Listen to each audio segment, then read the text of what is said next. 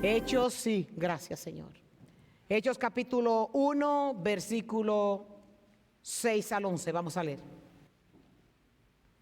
Así que mientras los apóstoles estaban con Jesús, le preguntaron con insistencia: Señor, ¿ha llegado ya el tiempo de que liberes a Israel y restaures nuestro reino?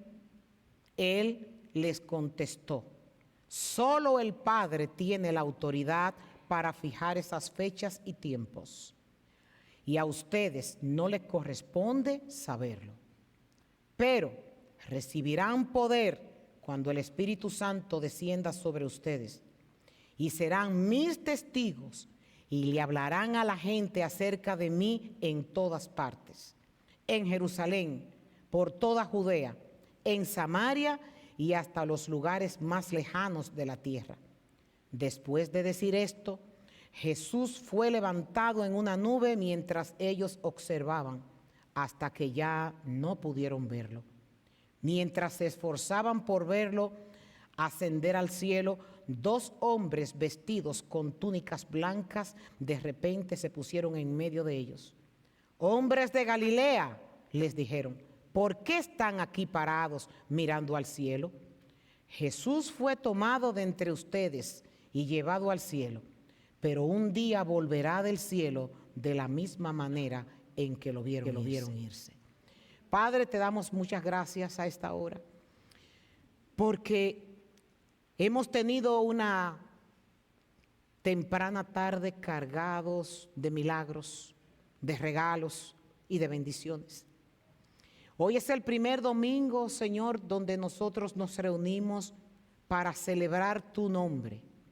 Te pedimos que para la gloria de tu Hijo Jesucristo, hoy tú reveles a los corazones de los que aquí están y de aquellos que no han degustado de lo que es ser salvo, que esta palabra pueda llegar a sus corazones.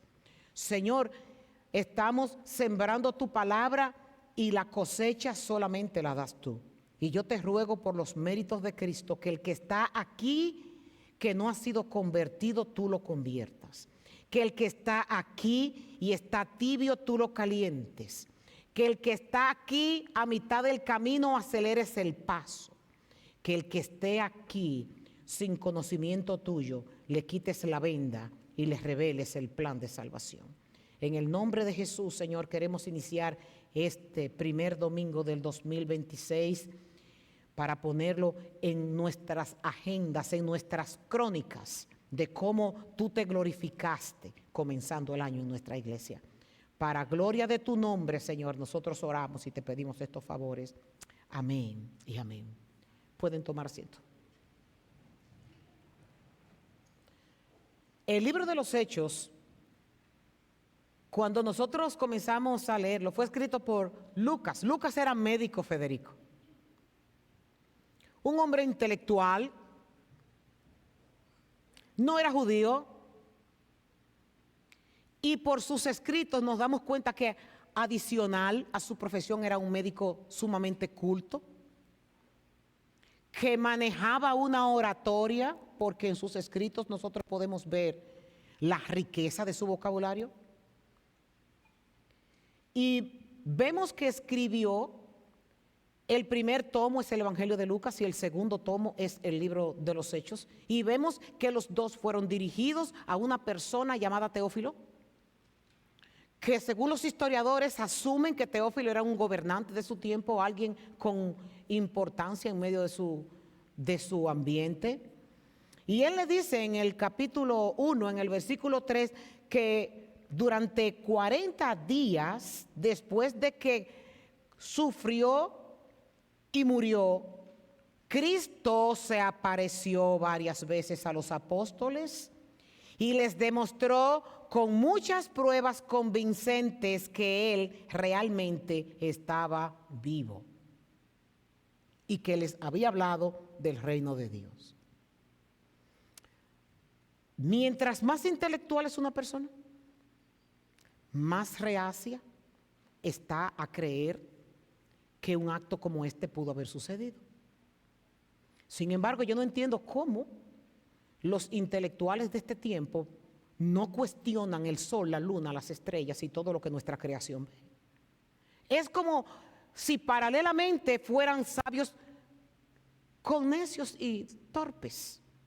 Porque se supone que cosa que hombre no ha podido crear, tuvo que haber sido creado por un ser superior a nosotros. Esto le pasó al apóstol Pablo cuando fue donde los griegos a predicarle la resurrección de Jesucristo. La filosofía griega, los griegos pasaron gobiernos, pasaron imperios, y los griegos siempre fueron los que enseñaban. Las filosofías griegas es hasta el día de hoy las que nosotros vemos. Hay muchísimas palabras y muchísimas conductas que nosotros tenemos que la aprendimos de los griegos. Los intelectuales, los maestros, los filósofos. Y cuando ellos escucharon que el apóstol Pablo les dice que Cristo había resucitado, para ellos esto representaba una tontería. Porque sus filosofías eran que el hombre moría y del polvo no se levantaba. Los comienzos de la historia de la iglesia es narrada en este libro, y es un libro de inicios, un libro de comienzos, un libro motivador, y por eso lo elegí para el primer sermón del domingo del 2026. Cuando nosotros leemos este libro y vemos todos estos comienzos, leemos que los apóstoles tuvieron un nuevo nacimiento, no obstante haber durado 3 años caminando con el Maestro. Vimos cómo se inició el ministerio del Espíritu Santo a través de los hombres operando en la iglesia. Vemos cómo miles fueron convencidos de su condición pecadora y cómo miles creyeron en el Cristo, y cómo se inició la época de las mayores manifestaciones de milagros y curaciones que toda la Biblia puede darnos. Un libro de comienzo, un libro de inicio. ¿Qué mejor libro? Como acabo de decir, para comenzar el año. Acabamos de celebrar recientemente el nacimiento de Jesús. Nosotros a partir de ahora, de este 2026, vamos a comenzar o a motivarnos a tener un comienzo con un nuevo año sostenidos del Señor. Cristo había resucitado y por 40 días había aparecido a muchos con mensajes, con instrucciones, como lo dice Lucas. Pero yo quiero dividir esta pequeña porción que acabamos de leer en 3 diferentes puntos. Aquí vemos una pregunta, una asignación y una esperanza. Y vemos en el verso 6 que dice que mientras los apóstoles estaban con Jesús, le preguntaron con insistencia. Yo siempre trato cuando leo la Biblia de visualizarlo en mi mente, de dramatizarlo, para yo poder meterme en los personajes y entender qué realmente el escritor nos quería enseñar a nosotros. Con insistencia le preguntaban a Jesús: Señor, ¿ha llegado el tiempo de que liberes a Israel y restaures nuestro reino? Y es una pregunta que nos debería nosotros llevar a reflexionarnos, cada uno de nosotros, y ver la manera terrenal y material que tenían los judíos, o en este caso, los apóstoles. Los judíos esperaban a un Mesías político, un político terrenal, que los liberara de la opresión extranjera. En este tiempo era la opresión del gobierno romano, que restaurara la autonomía y la gloria de Israel, que restaurara la monarquía davídica y que trajera prosperidad y seguridad. Y yo leyendo decía, wow, ¿cuánto nos parecemos nosotros? Porque las peticiones que nosotros hacemos al Padre las pedimos ahora, en este momento, aquí abajo y en mi tiempo. Y nuestros enfoques están en que Dios nos resuelva nuestros problemas aquí abajo, que nos ayude a prosperar, que abra las puertas que no son disponibles para nosotros, pero para que nos vaya mejor. Y como los epicúreos, los filósofos griegos que decían comamos y bebamos, que mañana vamos a morir, esa mentalidad también está en nosotros, de que nos prospere, de que nos vaya bien. Eso no está mal, pero definitivamente se convierte en algo terrenal cuando solamente ponemos nuestra mirada en eso. Porque yo quiero salud y le pido al Señor salud, pero yo tengo motivos por el cual quiero tener salud. John Stott, que fue un teólogo inglés, él llega a decir que la pregunta de los apóstoles desilusionó profundamente a Jesús. Y hay otro comentarista que se llama George Parker, que él dice que la mayoría de los expositores están de acuerdo en criticar la torpeza de los apóstoles. Tantas enseñanzas habían recibido del Señor y todavía no comprendían que Cristo estaba hablando de un reino espiritual y universal. Pero oiga bien, no solamente los apóstoles creían que un reinado mesiánico terrenal era lo que los iba a ellos a llenar con las expectativas que tenían, sino que también nos encontramos con un episodio que nos lo cuenta Mateo en el capítulo 20, con una madre que va a donde Jesús, en el verso 20 y 21, que era la madre de Juan y de Santiago, de los hijos de Zebedeo. Y se acercó con sus dos hijos a Jesús, se arrodilló respetuosamente para pedirle un favor. Y Jesús le dice, ¿cuál es tu petición? Y la mujer le contestó, te pido que por favor, que permitas que en tu reino mis dos hijos se sienten en lugares de honor a tu lado, uno a la derecha y otro a la izquierda. Yo no voy a negar que cualquier madre quiere tener una buena posición para sus hijos, pero ellos estaban completamente desubicados de cuál era el tipo de reino que Cristo estaba predicando.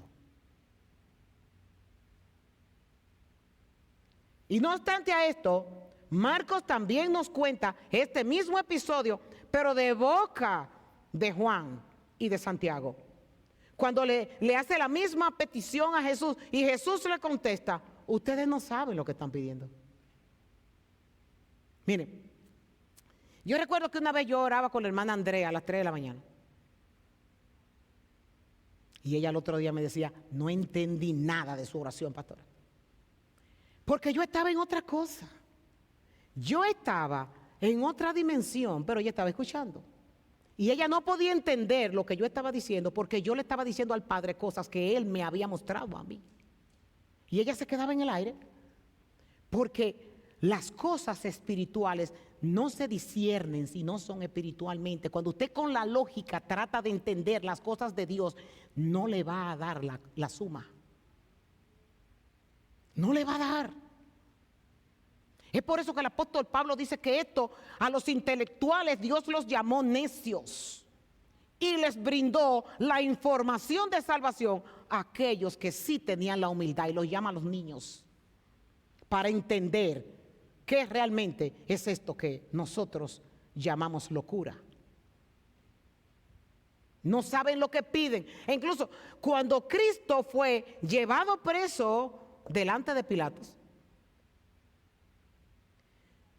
en la entrevista que Cristo tuvo con Pilato, Cristo le dice a Pilato, mi reino no es de este mundo.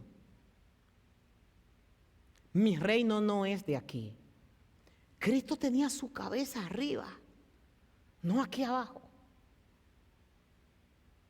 Y el apóstol Pablo evidencia en sus escritos cuál era su mentalidad respecto a la fragilidad de la vida, a lo efímero de nuestra existencia, a lo transitorio de nuestras vidas. Y él le dice a los colosenses en el capítulo 3, en el verso 2, piensen en las cosas del cielo, no en las de la tierra. Y él le sigue diciendo a los corintios en su segunda carta, en el capítulo 4, en el verso 18, no miremos las dificultades que ahora vemos, en cambio, fijemos nuestras vistas en cosas que no se pueden ver. Pues las cosas que ahora nosotros podemos ver pronto se habrán ido, pero las cosas que no podemos ver permanecerán para siempre. ¡Wow! ¿Cuánto poder tiene esa palabra? Sigue Lucas diciendo en el versículo 7 que Cristo le contestó que solamente el Padre tenía la autoridad para fijar las fechas y los tiempos. A ustedes no les corresponde saberlo. Y yo, parafraseando con el perdón del Señor Jesucristo, y parafraseé estas palabras que Cristo le estaba diciendo a los apóstoles. Y Cristo más o menos lo que le quiso decir en un lenguaje coloquial para que nosotros podamos entender y aterrizar un poco. Ustedes ocúpense de lo que es importante, lo que les atañe mientras ustedes estén aquí. Esfuércense en trabajar en el reino espiritual que será delegado a ustedes. Las herramientas necesarias se las darán. Úsenla para gloria de mi nombre. Eso es lo que Cristo está diciendo. Dejen de preocuparse por el futuro, le está diciendo Cristo. Dejen de preocuparse cómo las cosas van a suceder. Ocúpense en el aquí y en ahora, las instrucciones que yo les estoy dando. Y hace una encomienda y al mismo tiempo Él ofrece respaldarla. Cuando dice, pero recibirán poder cuando el Espíritu Santo descienda sobre ustedes. Y serán mis testigos y le hablarán a la gente acerca de mí en todas partes. En Jerusalén, por toda Judea, en Samaria y hasta los lugares más lejanos de la tierra. Aquí hay una promesa. Miren, las riquezas no son malas. ¿Y por qué Dios tiene pobres, clase media y clase alta? Porque no todo el mundo puede usarla de la manera correcta. No todo el mundo tiene la misma capacidad de administración para los bienes materiales. Hay personas cristianas, creyentes, que Dios le pone una fortuna en la mano y se olvidan de Dios, del Evangelio y de todo el mundo, porque no saben administrarla. Pero todo el mundo quiere tener $1 millón. ¿Y por qué Dios no lo da? El Espíritu Santo fue prometido. Y aquí dicen 3 puntos que pueden haber más, pero yo encontré 3 puntos por lo que Cristo dice que iban a recibir el Espíritu Santo y que iban a tener, y el Espíritu Santo le iba a dar poder. ¿Pero poder para qué? Él lo explica aquí mismo y dice, poder para que sean mis testigos. Poder para que les hablen a la gente acerca de mí en todas partes. Poder para que en Jerusalén, en Judea, en Samaria y hasta los lugares más lejanos de la tierra ustedes puedan ser escuchados.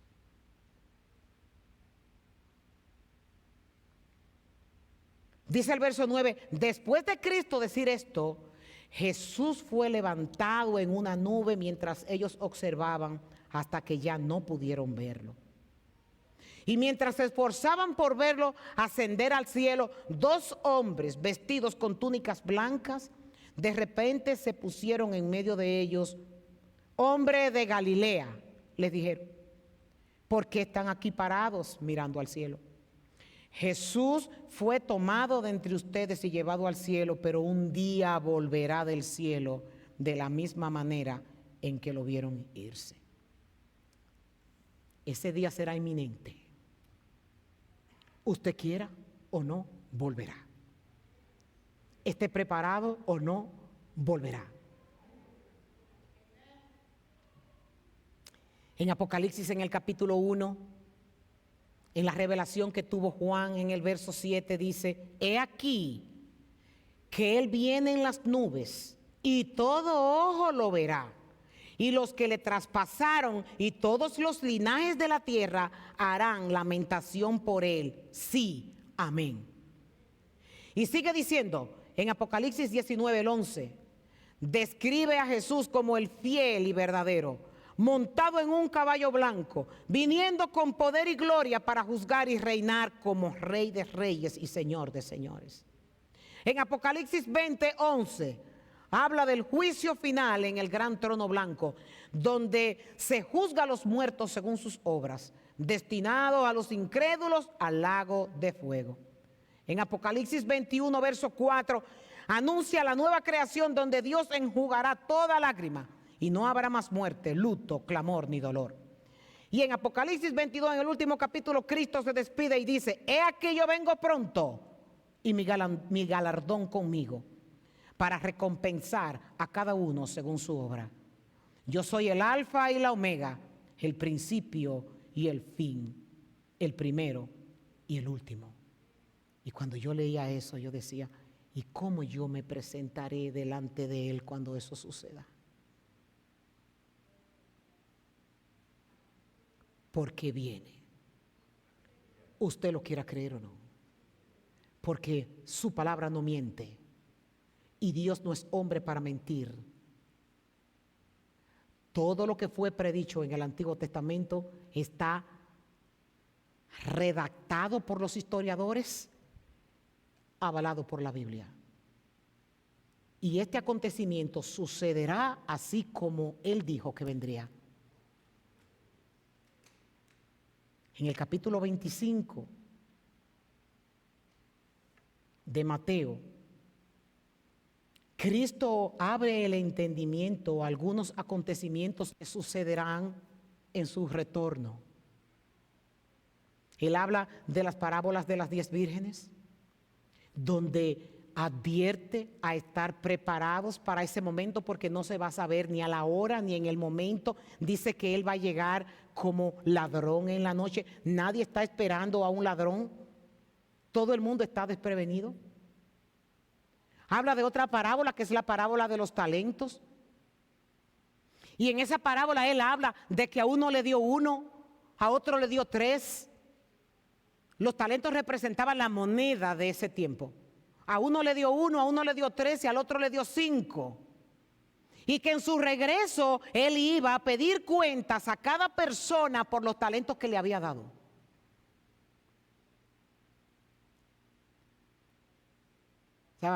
Estaba en esos días escuchando el himno Cuando allá se pase lista. Y la historia de ese himno, yo no sé si ustedes se la saben. La historia de ese himno la escribió un profesor de escuela dominical, donde él había reclutado a una joven para que asistiera a las escuelas dominicales. Y la joven un día faltó y dejó de ir. Y eso fue una motivación para él para escribir que el día que se pase lista en el cielo, si hay alguien que va a decir que no pudo ir y que no pudo llegar. Y es por eso que dice: cuando ya se pase lista mi nombre feliz, yo responderé. Pero todo esto fue ocasionado por la inasistencia de una alumna de escuela dominical. Y yo digo: ¿y ese día? ¿Cuáles motivos nosotros le vamos a poner al Padre? ¿Cuáles son las excusas que nosotros le vamos a decir? Estuve ocupado en mis negocios. Estuve ocupado en mis estudios. Estuve ocupado con mi familia. Estuve ocupado estuve ocupado en los juegos. Todas las excusas que usted pueda inventarse en su mente se caerán delante del Señor ese día.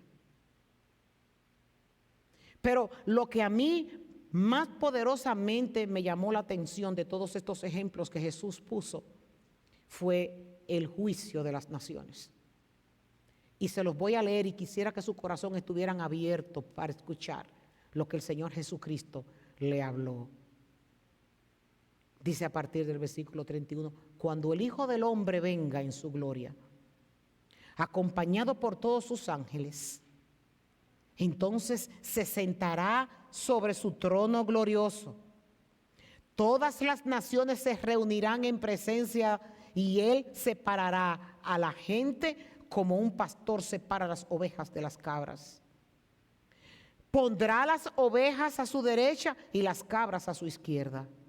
Entonces el rey dirá a los que están a su derecha: vengan ustedes que son benditos de mi Padre. Hereden el reino preparado para ustedes desde la creación del mundo.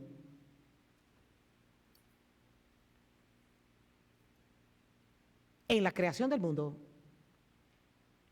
nosotros no nacimos y sorprendimos a Dios.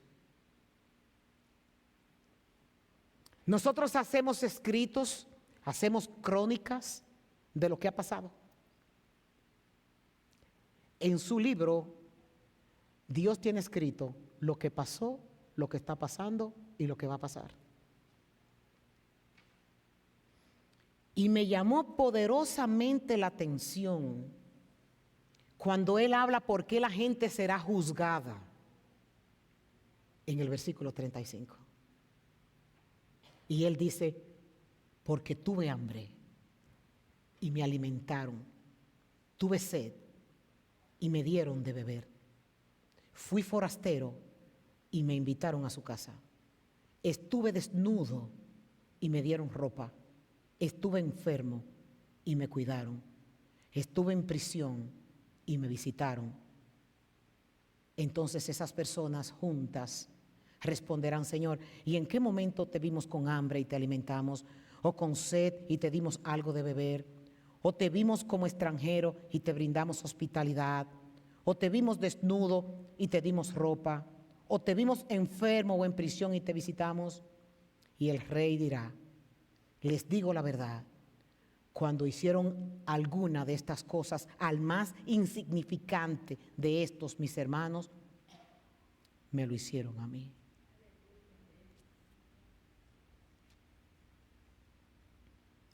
Las obras no salvan, pero los salvados hacen obras.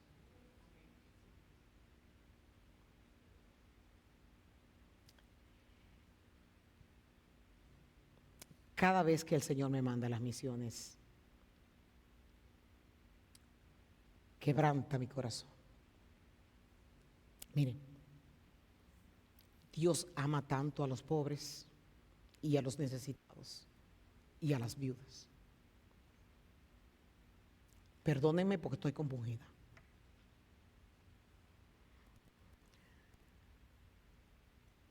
Navidad es una fecha para celebrar en familia. Sin embargo, cuando yo hacía mi trabajo misionero en Cuba, yo veía cómo los cubanos la celebraban.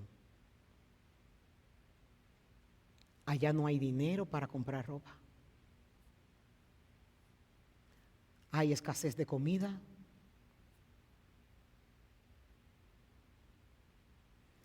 No están esas publicidades para llenar los ojos y que la gente comience a comprar.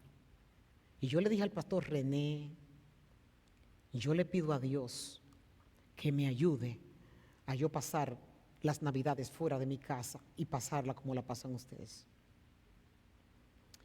Hace 14 años yo le pedí esa oración al Señor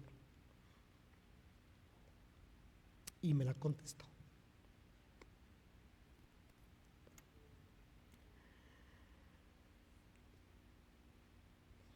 Dejé a mis hijos y a mis nietos, eso, mis hijos saben que están aquí, están acostumbrados a que yo sacrifico, lo he sacrificado, como mi hija Edith me ha reclamado toda la vida de que para mí la iglesia es más importante que ella, y públicamente lo digo.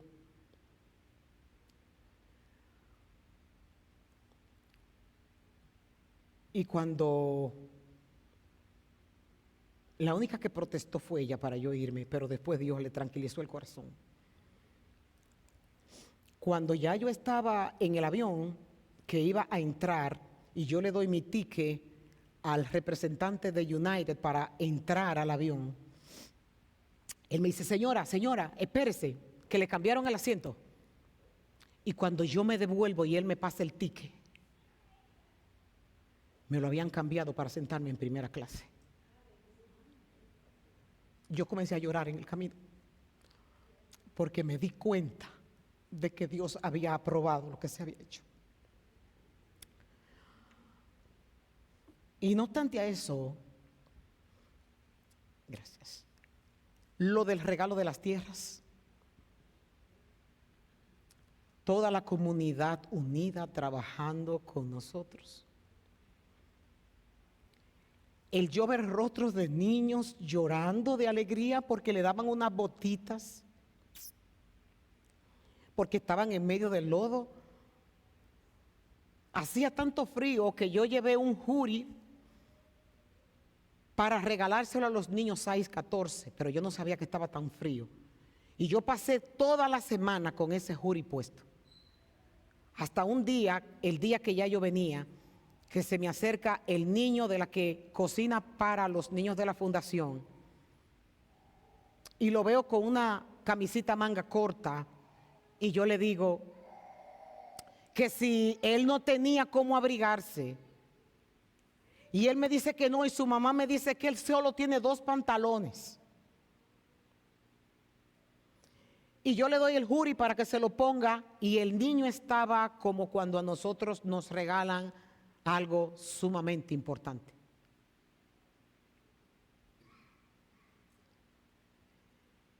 El yo ver a una madre llorando porque no tenía que comer para darle a sus hijos cuando recibía la provisión. Y ahí fue que entendí lo que Jesús dice.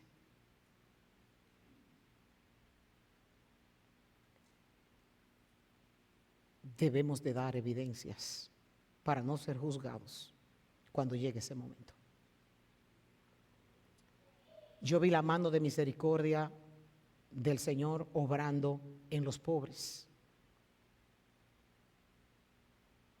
en los que no tienen esperanza, en los que, como describe el Salmo 145, elevan sus ojos al cielo para que Dios les conceda los deseos de su corazón. Y mi pregunta para terminar este sermón es, ¿dónde está puesta tu mirada? Yo me pasé 3 días en mi casa encerrada después que llegué y yo le he llorado mucho al Señor de yo ver tanta abundancia que nosotros tenemos aquí y ver con tan poca cosa que podemos representar a Cristo con un pan, con medicina y con ropa. Y estas 3 características nosotros lo encontramos en este evangelio. Preparémonos, porque el día del Señor no sabemos cuándo es. Hagamos obras que muestren que somos salvos. Peleemos por no dejarnos envolver por el consumismo de este país. Vamos a poner nuestra mirada en el cielo y dejar de pensar solamente en nosotros. Hay mucha gente, como decía el hermano Santos, que nunca se han comido un slide de pizza. Y cosas que yo ni puedo mencionarles, que ellos nunca lo han vivido. Yo creo que nosotros nos pongamos de pie.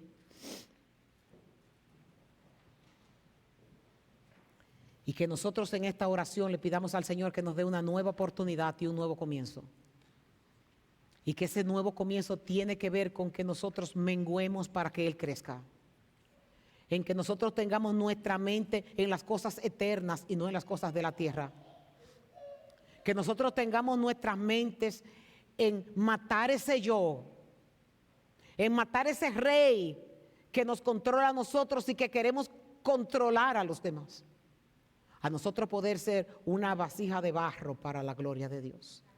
A nosotros ser portadores de la misericordia de Dios. A nosotros ser ejecutores del favor de Dios hacia los oprimidos. A nosotros poder levantar bandera en esta iglesia y trabajar con arduo deseo de compartir lo que Dios nos ha dado. Salvación y también provisión. Padre, hoy es el inicio de un nuevo año.